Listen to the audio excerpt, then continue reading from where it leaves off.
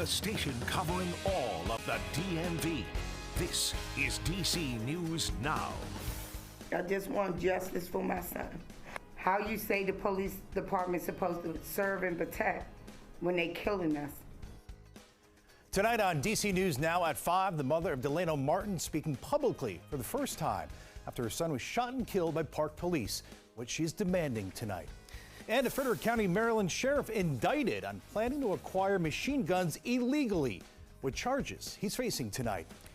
And also standing by his proposed budget and property tax increases, why Montgomery County's executive is not backing down.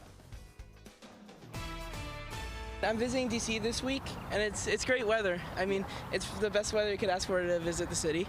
This feels like Florida.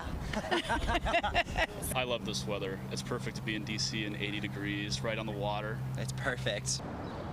Isn't that the truth? Hi, everybody. Thanks for joining us for DC News Now at 5 o'clock. I'm Chris Flanagan, sitting in tonight for Mark Hall. All right, many were outside enjoying the sunshine today. Really felt more like summer than spring. So the big question now, did we end up breaking any sorts of records? Let's check in now with meteorologist Damon Matson with a check on the forecast. So, Damon, that's a big question tonight. Did we break any records, and how long will this warm weather stick around for? Man, Chris, it was quite the day out there. No question. You saw the folks out there enjoying what felt almost like a June or July day compared to early April. Here you go, folks. Those temperatures, Cumberland, Fredericksburg, around the region, almost hitting 90 degrees today. Nobody did quite get to that 90-degree mark, at least from what we can see for now. But still, look at this. Dulles, Martinsburg, and Hagerstown all either tied or broke old records. Martinsburg tying a record set back in 1910. Dulles and Hagerstown breaking old records set back in 2010. So we did have a few records out there,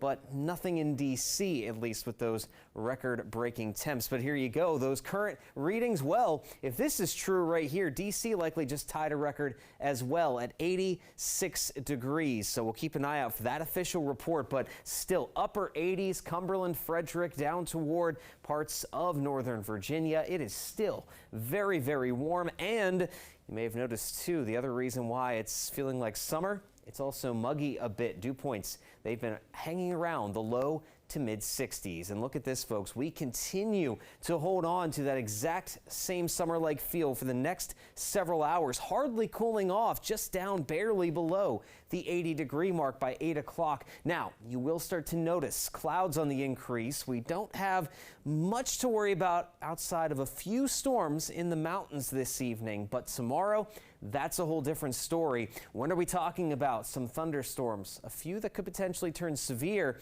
rolling into the picture. We'll have your full forecast in just a bit. Damon, thanks. All new tonight, a federal grand jury has returned an indictment charging Frederick County, Maryland Sheriff Chuck Jenkins with conspiracy and false statements in order to acquire machine guns. DC News Now's Michaela Newton covers Frederick County for us, joins us tonight live. And Michaela, the sheriff's office just held a news conference within the past hour. Yeah, well, that's right. Well, the U.S. Attorney for District of Maryland names Sheriff Jenkins along with a Frederick businessman Robert Kopp in that indictment. So this is what we know as of right now. The 6-count indictment alleges that from August 2015 to May 2022, Jenkins and Kopp conspired to unlawfully purchase machine guns and falsified multiple documents on the Frederick County Sheriff's Office letterhead requesting machine guns for evaluation and demonstration to the Frederick County Sheriff's Office. Now, Kopp allegedly drafted documents for Jenkins' signature, and according to the indictment, Jenkins and Kopp knew that there would be a demonstration of the machine guns to the Sheriff's Office and that the machine guns were intended for rental to Kopp's customers. So Kopp also allegedly illegally possessed 7 machine guns, and the indictment further alleges that Kopp's business offered political support to Jenkins in recognition of his support for the business. So in a press conference this evening, here's what Todd Weibel, the spokesperson for the Sheriff's Department, had to say. Sheriff Jenkins is still our acting sheriff. He is still the sheriff of Frederick County. The question I asked was, is there any administrative leave or resignation? No, not at this time. Sheriff Jenkins continues to serve as our sheriff, and he will do so. As professional as he is, he will still keep an open door policy. He will still talk. He's been advised by his counsel to not talk about this situation at all. But if someone in Frederick County has an incident or a situation that they need to talk to him that involves law enforcement, he will 100% do that. And according to the federal attorney's office, an arraignment date for Sheriff Jenkins will be set at a later date. And as Todd Weibel mentioned, Sheriff Jenkins will be continuing as the acting sheriff of the county. For now, reporting in Frederick, Maryland, I'm Michaela Newton for DC News Now. Also developing now at 5, the U.S. Attorney's Office has opened a civil rights investigation into the deadly March 18th shooting of 17-year-old Delano Martin by U.S. Park Police. That announcement comes just one day after Park Police and D.C. Police released their body cam footage.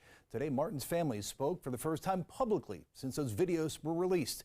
The shooting took place while Park and D.C. Police responded to a reported stolen SUV where they say they found Martin asleep inside of it.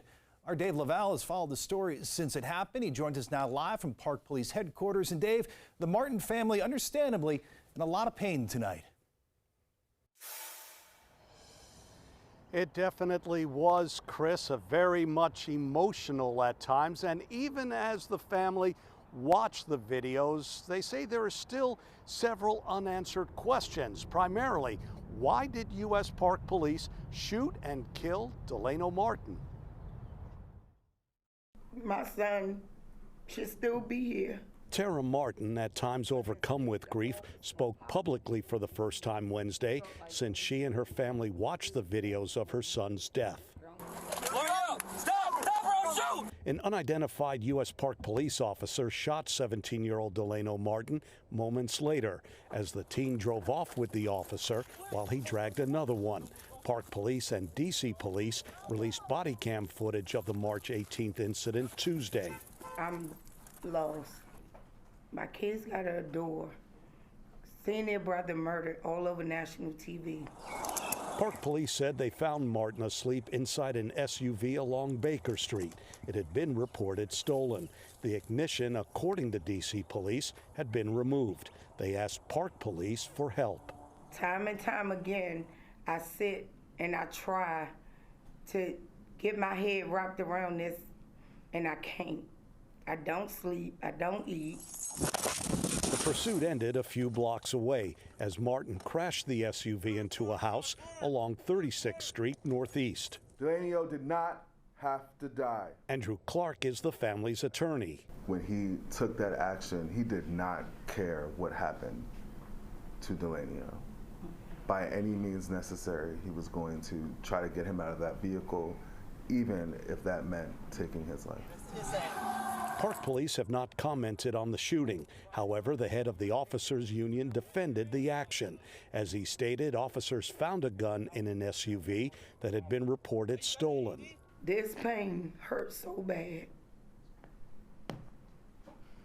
I just want justice for my son. The family and their lawyers did not say why Martin was inside the SUV. Tara Martin, meanwhile, once again called for the immediate arrest of the officers involved. And to repeat what we said earlier, the U.S. Attorney's Office here in Washington has called for a civil rights investigation into the shooting. Live at U.S. Park Police headquarters, Dave Laval, DC News Now. Dave, thanks. Meanwhile, a young boy and girl both recovering after being shot this weekend in Northeast D.C. The first shooting happened in an alley near 20th and D Streets. DC News Now's Daniel Herrenberg talked with one man who helped stop the bleeding. He has the exclusive surveillance video of that ordeal. Now, a warning tonight, some images and sounds may be disturbing to some viewers.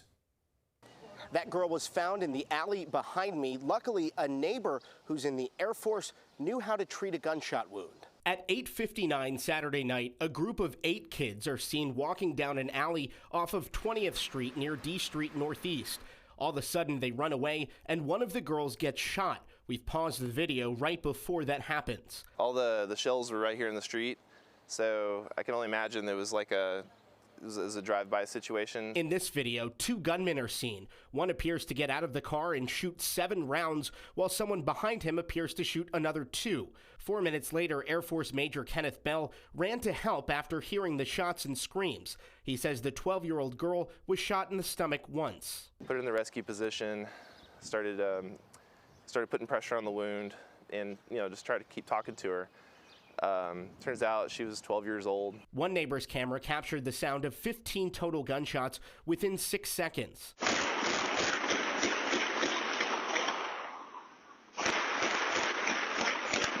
Bell says he's saddened by what he sees happening in the district. I think this is just kind of a trend across the city lately. It's really unfortunate. I can't understand why anybody would shoot a child, 12-year-old child at that. But he's grateful he was able to help in this situation. I'm just an analyst by trade, but just about any U.S. service member gets some basic combat first aid training. I think I got my first one as a cadet at Texas A&M. While police were investigating on D Street, a second call came for sound of gunshots on Benning Road Northeast near the corner of 21st Street and found another boy, 13, who was shot in the leg. Police say the boy told them his girlfriend was the one shot near 20th Street. Both are expected to be okay. Detectives are still looking for that car. If you have any information about it or whoever's responsible for the shooting, you're asked to call D.C. Police. In Northeast, Daniel Hamburg, D.C. News Now. Well, new details out of Virginia tonight. Newly obtained documents reveal one of the Henrico County Sheriff's deputies charged with Ivo Otieno's death has faced similar charges before. Those stem from the assault of an inmate back in 2019. That deputy is Sergeant Kyle Sanders. A former inmate, Isaiah Singleton, alleges the deputies at Henrico Jail West allowed a brutal assault against him that happened over the course of several hours. The suit claims Sanders was just one of several deputies who ignored repeated signs of the assault, which allegedly left Singleton in a medically induced coma for a week. A civil suit is still ongoing, and Sanders denies those claims. Meanwhile, Sanders' attorney, Ed Riley, had this to say about the video surrounding Otieno's death last month.